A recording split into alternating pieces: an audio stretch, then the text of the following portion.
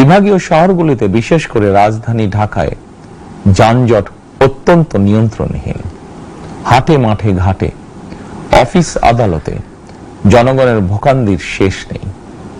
জনজীবনের নানা ক্ষেত্রে জনদুর্ভোগ লাঘব করা না গেলে জনমনে স্বস্তিও ফিরবে না। রাজধানীতে জনসংখ্যার চাপ কমাতে বিকল্প ব্যবস্থা গ্রহণ করা জরুরি হয়ে পড়েছে।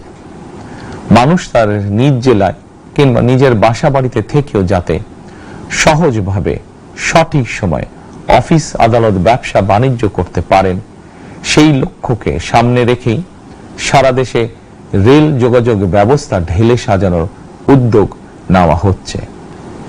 এই পরিকল্পনার অংশ হিসাবে প্রথমেই রেল, নৌ, সড়ক এবং সেতু মন্ত্রণালয়ের কার্যক্রম পুনর্বিন্যাস ও সমন্বয় করা হচ্ছে। আমরা মনে করি সারা দেশে রেল যোগাযোগ ব্যবস্থার সহজ, সুলভ এবং নিরাপদ করা গেলে একদিকে যেমন জনগণের শহর কেন্দ্রিক বা নগর কেন্দ্রিক নির্ভরতা কমবে, অপরদিকে পরিবেশেরও উন্নতি হবে।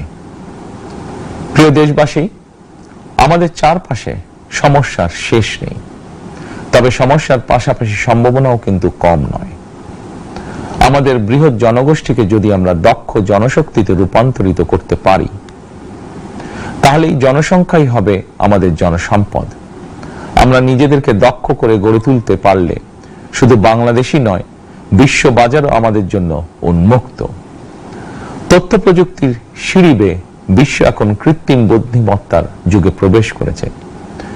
প্রযুক্তির এই প্রতিযোগিতামূলক বিশ্বে সম্মান এবং স্বচ্ছতার সঙ্গে টিকে থাকতে হলে আমাদেরকে কোনো না কোনো একটি বিষয় বা কাজে পারদর্শী হতে হবে।